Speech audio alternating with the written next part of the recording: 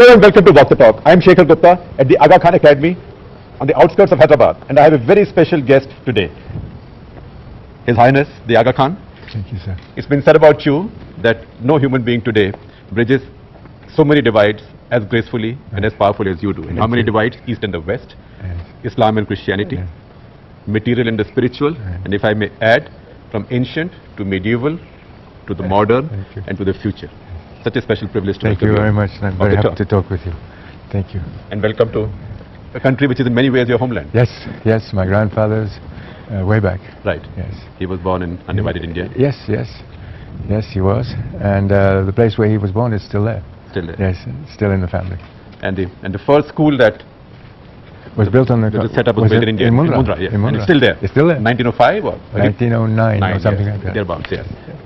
Yes. And now they are 80 and there are 90,000 students and one more. Yes, yes. So what's this thing about the Aga Khans and education? I think my grandfather has, and I have always felt that education was really an essential part of a community's life, of a country's life, of an individual's life. It is the unavoidable building block. And for all people all around the world. It doesn't matter the age, the society. So we've really wanted to build with that.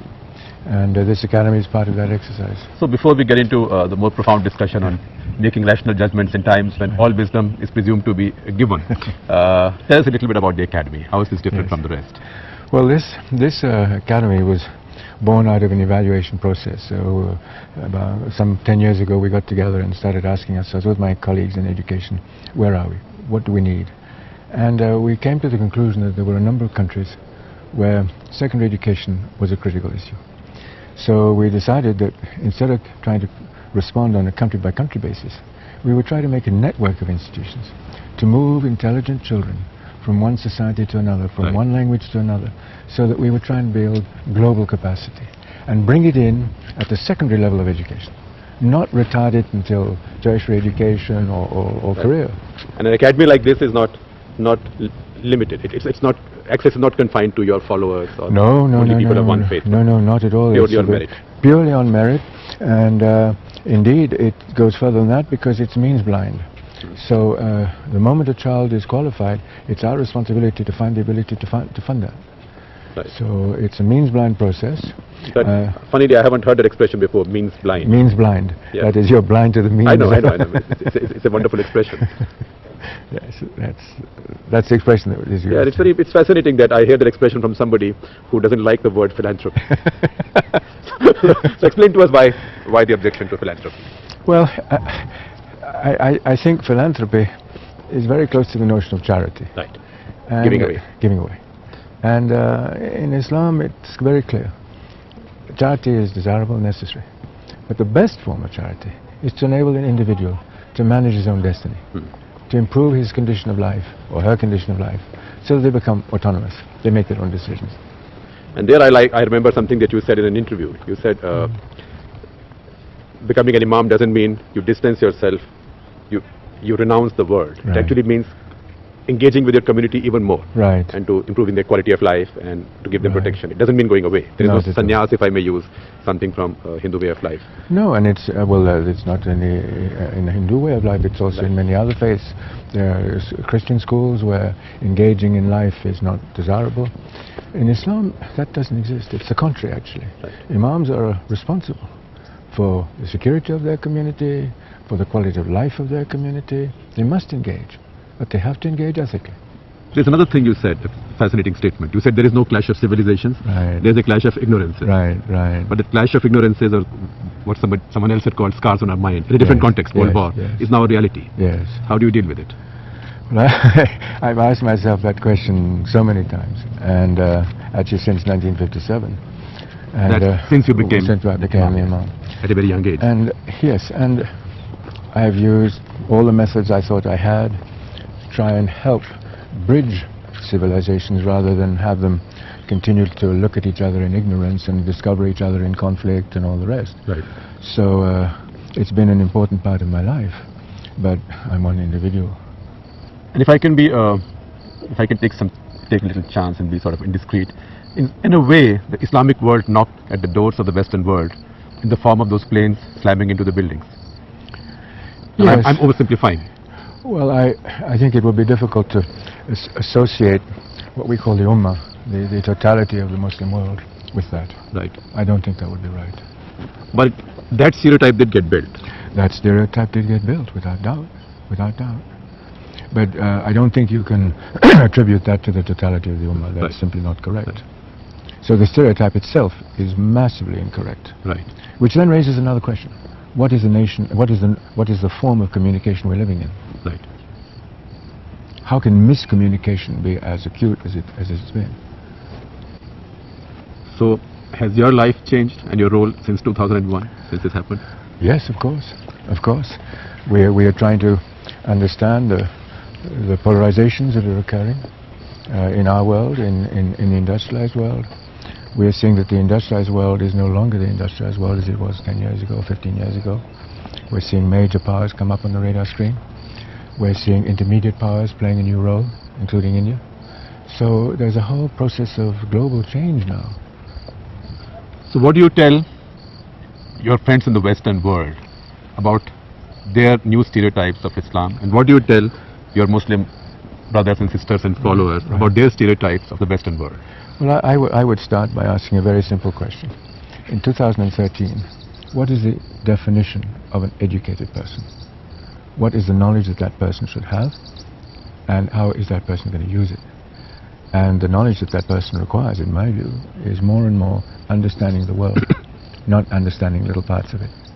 And I think that understanding the world is a massively complex goal, but I think that we've got to admit that that's what's necessary. It's unavoidable. Because we are more of one world than ever before.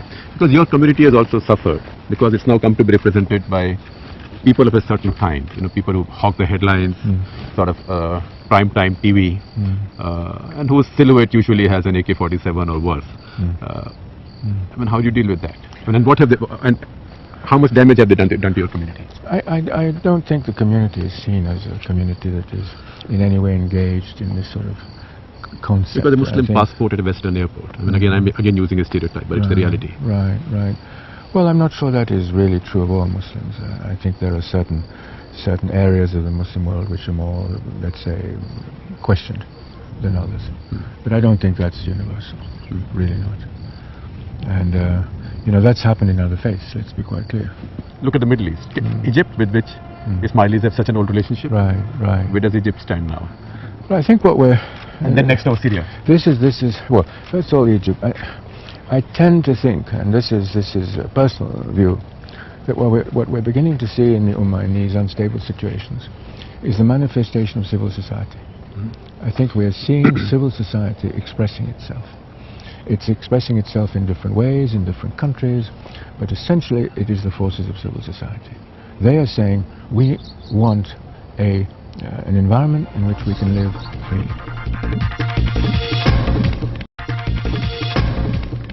So go next door to Syria now from Egypt. Well, Syria is a really crisis situation for so many communities. I mean, let's first of all recognize the fact that Syria is an immensely complex social product, or civil product, if you want. And it's been like that for centuries. It's not new. Right. And so you have Christians, you have Muslims, you have Jews, different tribes, you have the Druze, you have a very complex demographic makeup, first of all. And very complex neighbors. Yes. Very complex neighborhood. Very complex neighbors. And I think that we've seen a certain amount of proxy presence, if I can call it that. And what I'm hoping is that whereas the proxies up until a few days ago appeared to be unwilling to find a consensus solution, there may be some opportunity now for that to happen. Particularly with Putin and Obama talking. Yes, and the change in Tehran, which may be there. I think there's some Gulf states who are beginning to become less concerned with where all this is going. So there may be the beginning of a, how would I call it, melting. The issues are not quite as rough. So melting but not melt down. No. It's very not tricky, melt down. Yeah. So I'm saying to myself, maybe we have an opportunity here, not only to solve the Syrian situation, but to do more than that. I like to be optimistic. And then come closer home to us? Pakistan. Yes. You have such a wide network of activity there. Yes, yes. And it's the one country where the Shia-Sunni conflict today is most pronounced. Yes, yes. Well, no, I wouldn't say it's The targeting of Shias is most pronounced, let me put it like that. Yes. Because at an ordinary level, frankly, I travel to Pakistan, I find no problem. Right, right. The Pakistani army itself Right. Well, these hasn't had a problem. These tensions are much more omnipresent in the Ummah than just Pakistan, frankly. If you look at Bahrain, you look at Iraq, it's far from being restricted to Syria. So this tension is a tension of great concern to me. And I hope that as the Syrian issue, if it does get resolved the way it's going, will also reduce the tension in that relationship also. Because it's unacceptable to me, frankly. It's quite simply unacceptable. So do you have a message for the leaders of Pakistan? Well, Because it's a very large Muslim population. I'm not sure that I can blame this situation on the leaders of No, Pakistan. I said, do you have a message, do you have advice for them? Well, my simple message is that in any country, my view is that people have the right to practice their faith, Right, whatever it is. So that is, to me, a human right. right. And I'm interested, for example, to see how a Western government has recently taken that issue on its agenda for economic support, Right, such as the Canadians. right. You know. Yes, absolutely.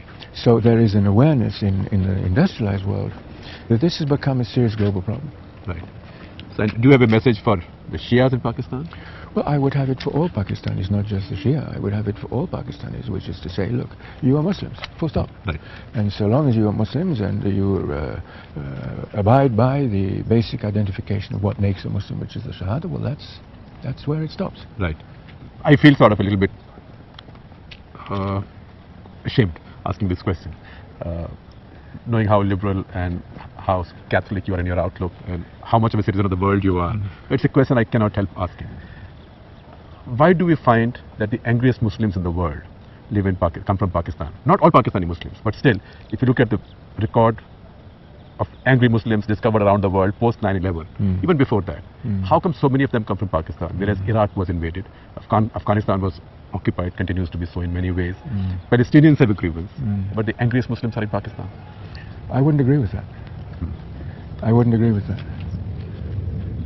I think there's anger that is in many, many Muslim countries today, because I think the Ummah feels targeted, and targeted essentially for 9/11. Right. And the Ummah, as a body of millions and millions of people around the world, had nothing to do with that. So I don't think that comment is, if I may say so, is fair. No, it's wonderful if you disagree with that. It's easy to agree with those formulations these days. Yes, but in my view, that's really not the case. So I'm happy if you agree with me, but I'm happier if you don't agree with me, because it's a better story, frankly. Yes. Because then we get into an argument. No, I don't. An intellectual argument. I don't think that's correct. I don't think that's correct. And you know, I would go further, and I would say many of the conflicts we see today have got nothing to do with faith. Right. They are the children of political mismanagement or worse. Or frankly, lack of intellect. Or lack of intellect.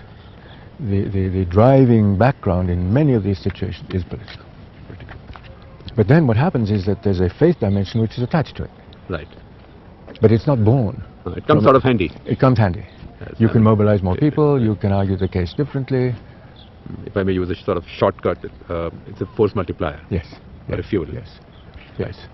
So I tend to stand back and say, if I really analyze these situations, were they issues of faith? No.